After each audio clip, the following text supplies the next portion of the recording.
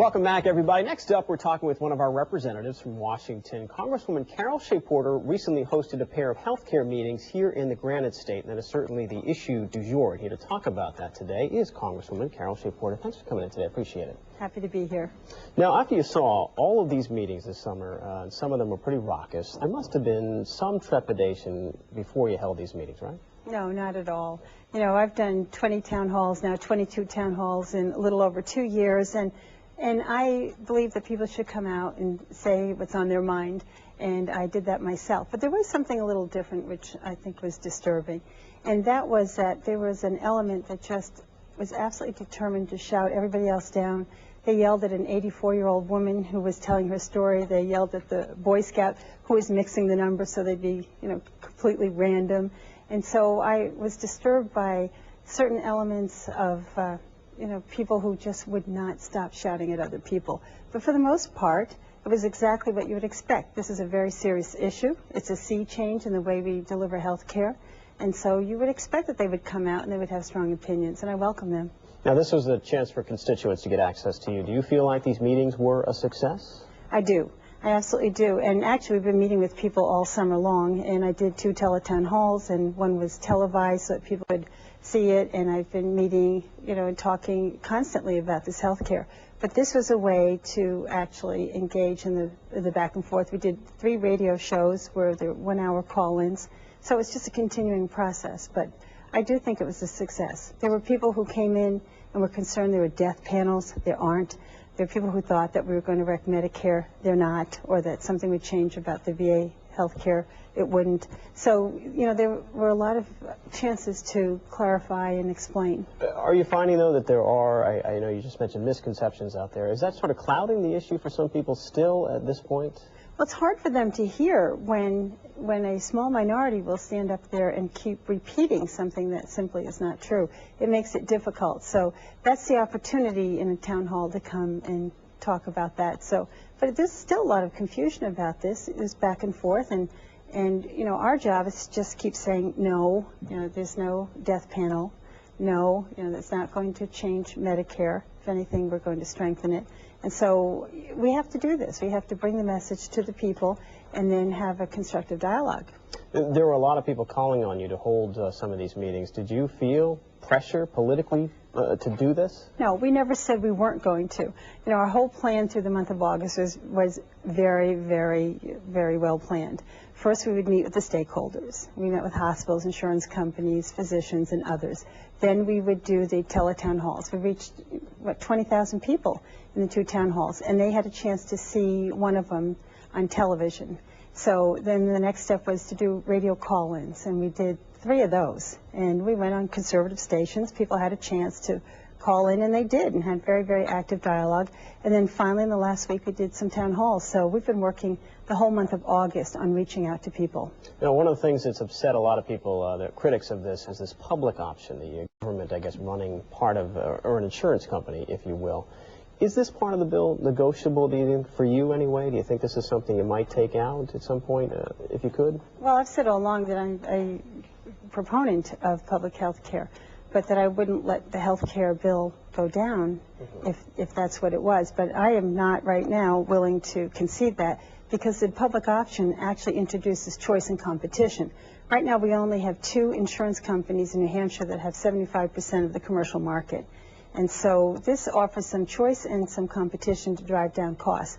And I think when I explain to people that actually they can stay right where they are, out of a country of more than 300 million, they do not expect everybody to run over to the exchange.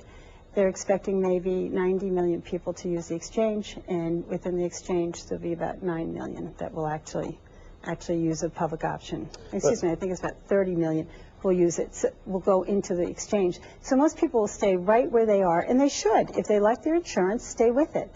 And Medicare, you stay in Medicare. Nobody's going to take you out of Medicare. And Medicaid will be there, and the VA system. So we already know that about 1/3 is a federal program anyway. Medicare is a federal program, and the VA is certainly a federal program. The military is a federal program. So I think the concern here is is that they think the government is coming in to force them into a program. And I would be concerned, too, if that were true, but it's not. But they've also said that they're concerned that their insurance company, their private insurance company, would be put out of business if they had to compete with the government. Right, and that's one of the misconceptions there. The public option has to stand by itself. It has to be competitive. It's going to have to pay for itself. So it will start off with a loan from the federal government, which it would have to repay, a $2 billion loan, which it would have to repay. And so when somebody came in change, if they did, then they would have a choice of a number of private insurance companies or one public option, and all of them would compete against one another.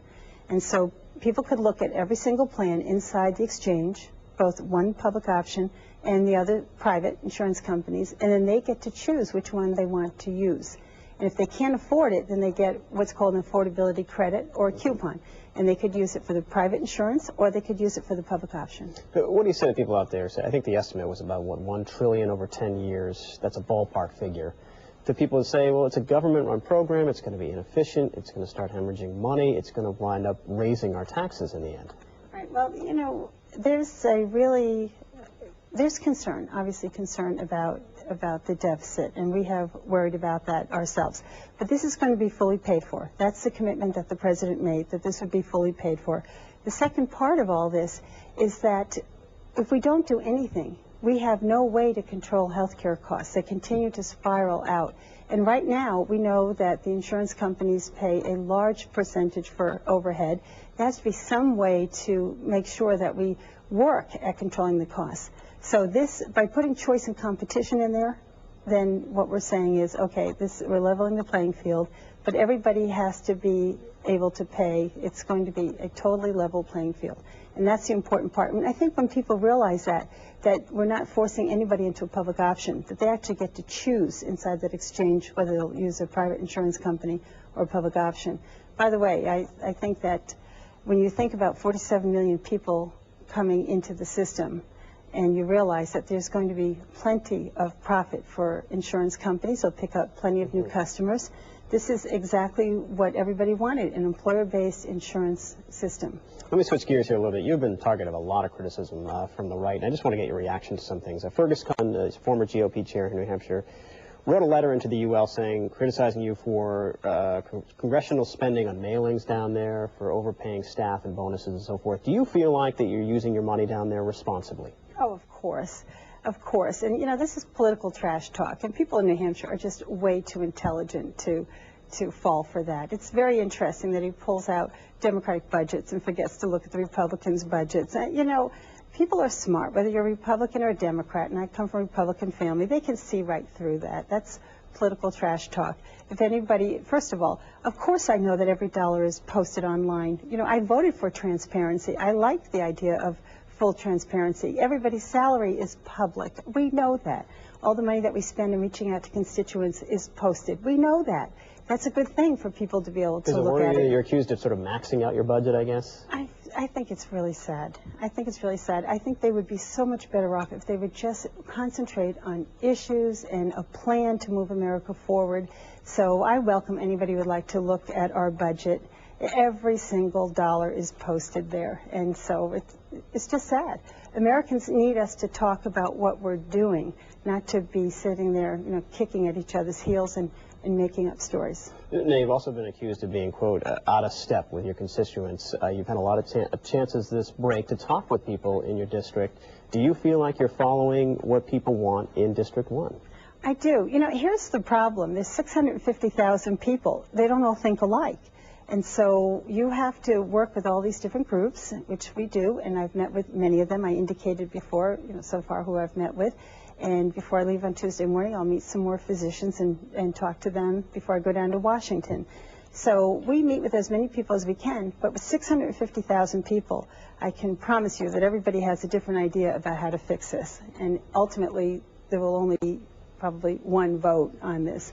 But it is important to hear them and to take the best of their ideas. Okay, we're talking with Congresswoman Carol Shea-Porter. We're going to take a quick break. We'll be right back.